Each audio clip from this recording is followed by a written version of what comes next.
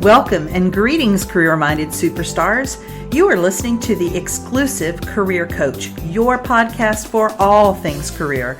And I'm Lisa Edwards, the indispensable career coach for superstars just like you. Now let's dig into this week's topic, shall we? Go from dragging yourself to work each day to finding a job you love. The Career Spring program is for high-achieving and ambitious mid-level professionals like you who are looking for a job that uses your zone of genius, recognizes your value, and pays you what you're worth. If you're ready to learn more, schedule a complimentary consult using the link to my calendar in the show notes. Be sure to follow me on Exclusive Career Coaching on Facebook, Lisa Edwards on LinkedIn, and Lisa.Edwards on Instagram. Greetings. How are you doing? I want to start right off by apologizing for my voice. The reason I did not put an episode out last week is because I got COVID. I went to the first football game at FSU that I had been to since before COVID. Had an amazing time. Woke up the next morning knowing I had contracted COVID. It took a while for the positive result to come back, but I knew I had it. And so I'm lingering with a lot of coughing and having trouble talking sometimes, so I'm doing the best I can. On that note, welcome to football season. It's my favorite. Fall and football season are my favorite time of the year. I'm a huge college football fan, especially my Seminoles, but I do love to watch a lot of different college football games, and so if that's your jam, then you're probably happy too. I want to let you know that there's a rate, review, and subscribe contest this month. I'm going to go through September 30th, and so here's the deal. To participate in this, you can either rate, review, and or subscribe to the podcast. If you rate the podcast, you get one entry in the contest. If you subscribe, you get 2 entries. And if you give a review, leave a 4-star review, you get 4 entries. And the winner's going to receive a $250 Visa gift card. I've done this a couple of times before and have given out these gifts. And so $250. So what you need to just do is send me an email, Lisa, L-E-S-A, at exclusivecareercoaching.com. Let me know that you have done one or more of these things so that I can make sure I don't miss it. And I will have that drawing on September 30th at 5 o'clock p.m. All right, so we're talking today about how to ask for interview feedback. I'm hearing from a lot of you about your frustration in not getting any feedback from job interviews. You think you did really well and then they ghost you. And what happens oftentimes is we then begin to make assumptions when we're not getting facts as to why we didn't get the job, how we performed in the interview. Many of you start to beat yourself up and mean that you failed, right? So you have a choice when you know that you didn't get the job. You could decide, number one, there's a better job coming for me. That wasn't the right one. You could choose to think I must have been number 2, because if you don't have any facts, you can make them up, and why not make them up in your favor? Or you can choose to decide that you failed horribly and that you're a disaster and nobody wants to hire you, right? So all of those are available to you, and I would argue that that last one is not in your best interest.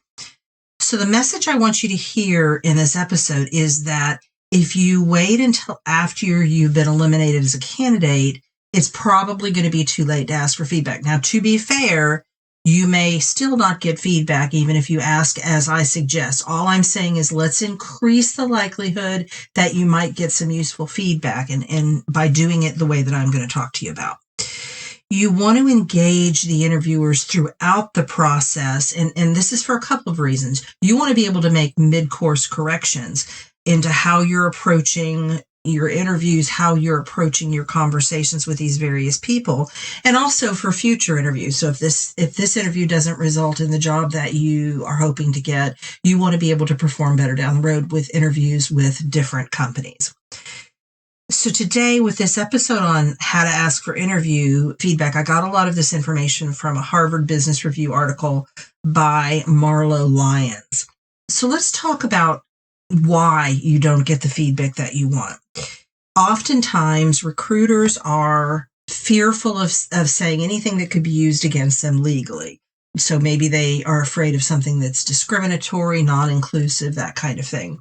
And others are just going to be so busy trying to get the next person or move forward with the candidate for that job that they are still working with, that they're not going to take the time to give you the information. it is usually not because they don't want to tell you terrible information about yourself. It's usually to do with their schedule and their time constraints and or, what legal has told them they should and should not say.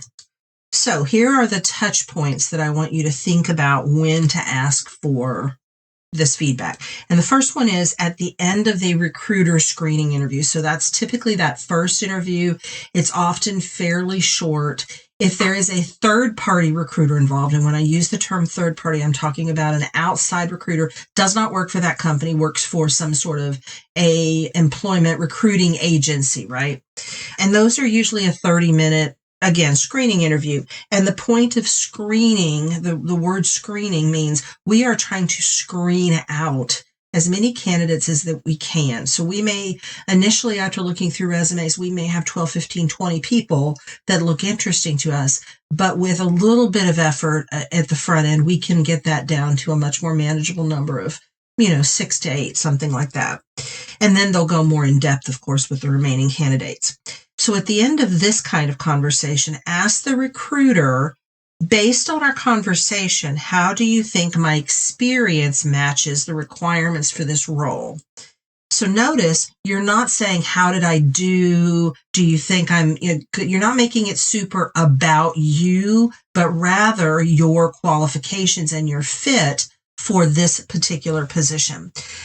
So if the recruiter has already told you that you are going to go through to the next round, I would encourage you to ask, is there anything specific I should highlight in upcoming interviews based on the job description or any intangibles that aren't listed? So if you haven't gotten any feedback from them, you're going to ask them, based on our conversation, how do you think my experience matches the requirements for this role? So in other words, is there a fit? Do you see that fit?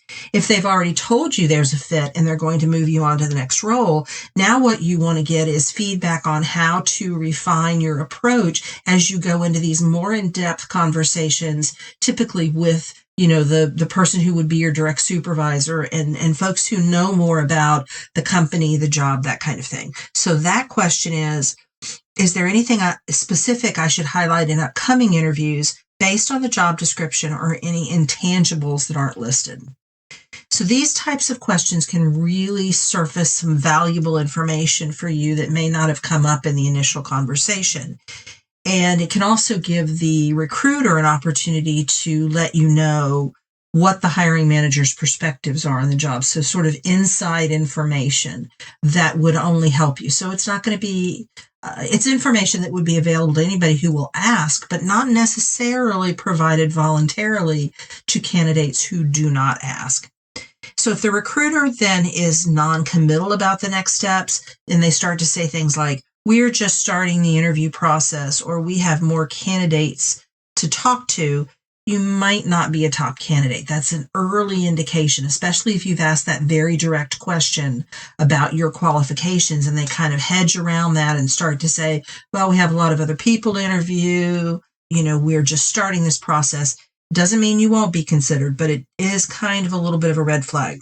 So with that situation, I would ask, what additional information can I provide you with so that you can feel comfortable championing my candidacy for this role? So what more information do you need from me to help you make this decision?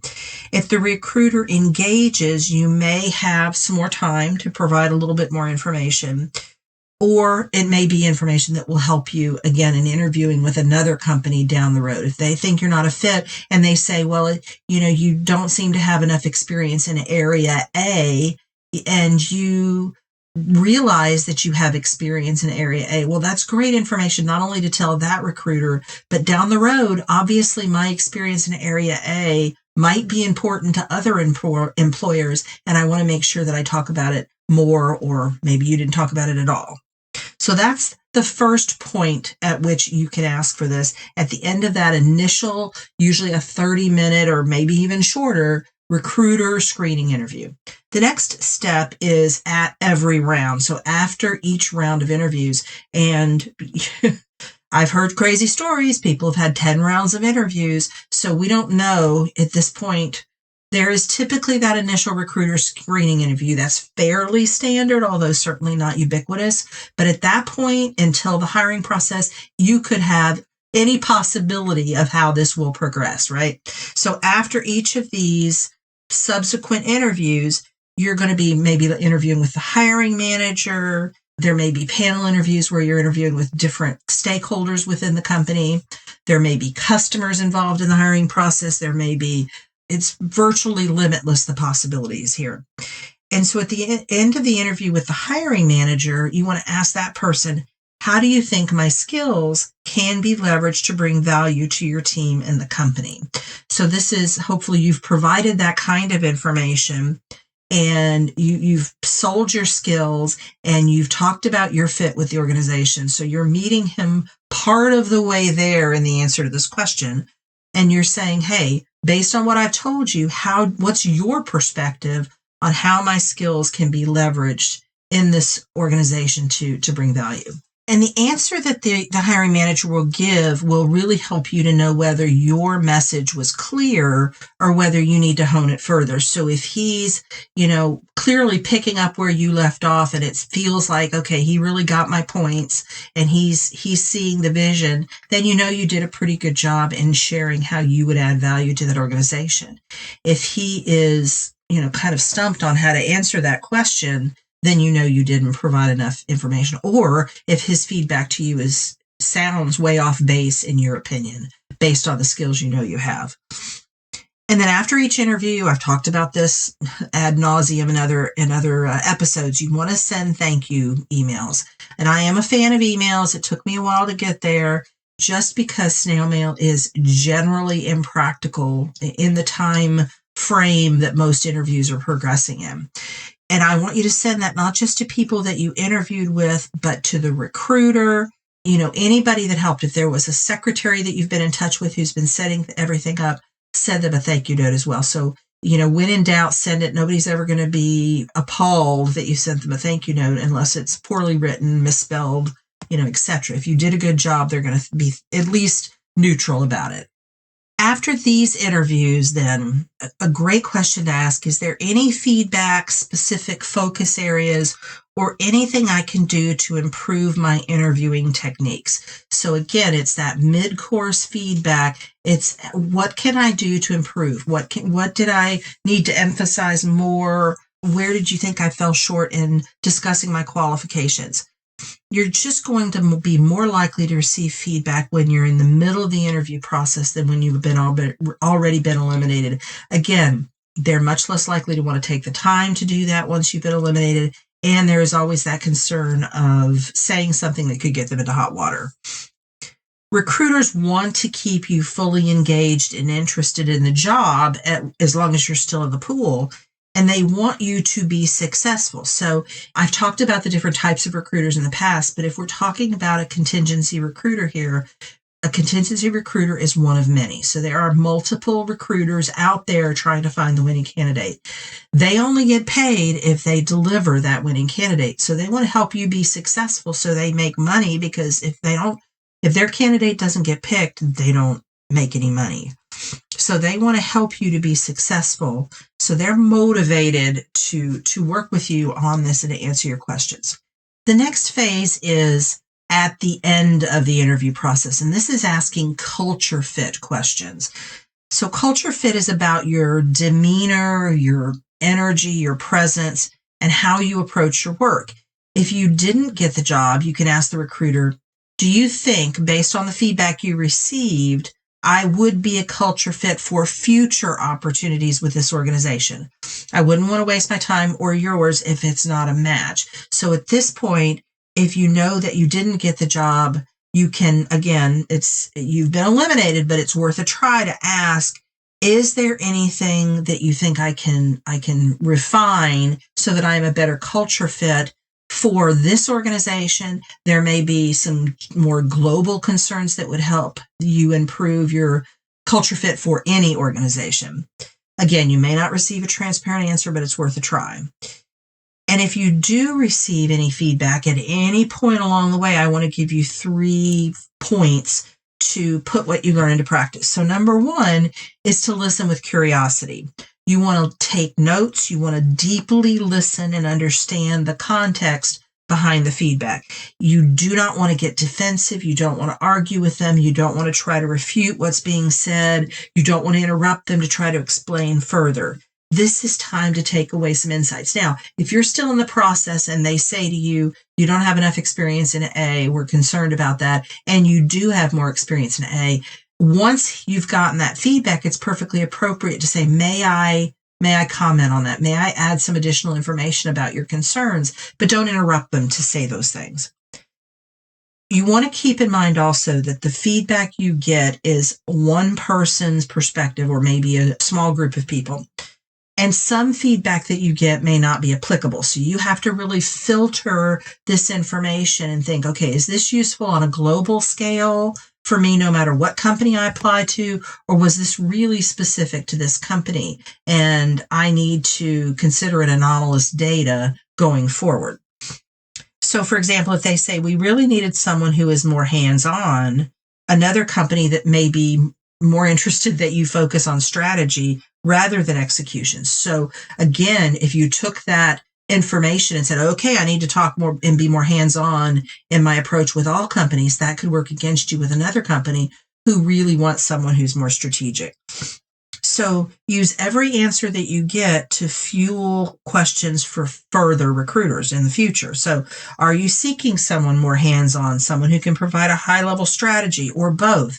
So once you get that feedback about you and how you maybe didn't match with that company or weren't the right kind of culture fit, then you get that data to ask better questions down the road of recruiters. It doesn't necessarily mean that you need to change your approach, but you know what questions to ask. Because again, this is a two-way street, right? You're interviewing that company just so same they're interviewing you. And if you're interviewing with a company that really wants someone hands-on and you're very strategic and high level, that's not a culture fit for you. And you want to be able to ascertain that as early as possible and perhaps eliminate yourself from the competition. The next piece of advice I want to give you is to analyze feedback holistically. Recruiters don't know how you are going to receive the feedback. So you can expect that in many cases it will be kind of sanitized to not hurt your feelings. So take it at face value. So at the same time, I don't want you to necessarily try to become somebody that you're not because one company said you were too strategic and not hands-on enough. I also want you to not overanalyze a particular sentence or word or phrase as the reason you won't get any offers ever for companies, right? So look at the feedback holistically. Look at everything that you received, not just in response to the feedback questions, but also what kind of nonverbal feedback did I get during interviews? What kind of verbal feedback did I get in the interviews? How did those things go? Take all of that as data to improve yourself, and don't dwell on a single comment that maybe sticks out kind of like a sore thumb. And then the third piece of suggestion that I want to give you is to adjust your approach, not yourself. So feedback is not personal. It's going to feel that way. It's going to feel like it's an indictment on you and who you are as a human. But no one is actually asking you to change your personality. Or if they are, run, don't walk. You can pivot where doing so is comfortable to you and makes sense, but not where you would be compromising your authenticity.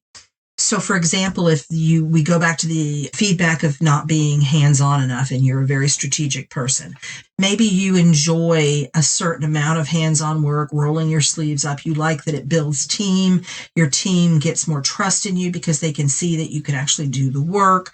So you can talk about that. You're not compromising your love of strategy. You're still emphasizing that, but you are highlighting your ability when necessary to be hands-on. You want to be authentically you in these interviews because otherwise it's kind of like dating, right? If you become somebody that you're not for an interview, for a series of dates, and then one day you show up as you, the other person is going to be like, who is this? You know, who's sitting across from me at this dinner table? So you want to be authentically you so that you can be in a good culture fit.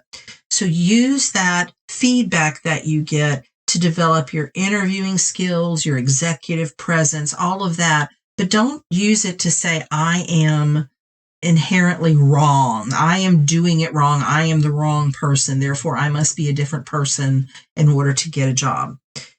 In the end, in summing up, if you are rejected from a role and no one will give you any feedback, don't take it personally. Give yourself a pat on the back for going through the process, for whatever self-discovery happened. Remember that most of the time, it's not about you. It could be internal politics. There was a candidate that the CEO really wanted to see in that role. Who knows? Any number of things. As I said at the outset, you can choose to think I was number 2, or you could choose to think a better position is going to come more along for me. That wasn't the perfect fit for me. It could be just, they are looking for somebody with different skills, not better skills, just a different set of them. The job could have been posted, could have been canceled, and no one told you that they weren't even going to fill the position anymore. Don't make it mean anything about you. The most important thing to remember here is that you will get the right role at the right time. It's just so very important that you keep your mindset in the proper perspective as you go through this. Get the feedback, use it to make those mid-course corrections, but not to change who you inherently are. I hope this has been helpful. Remember about the rate, review, and subscribe contest. You have now until September 30th to get on iTunes and fill that in, or wherever you listen. Rate, review, and subscribe, and I will see you next week. Take care. You've been listening to The Exclusive Career Coach with Lisa Edwards, CEO of Exclusive Career Coaching. It would be great if you would rate, review, and subscribe to this podcast. Also, I want to be your career coach, so be sure to ask questions about your career management challenges and job search situation. Until next time.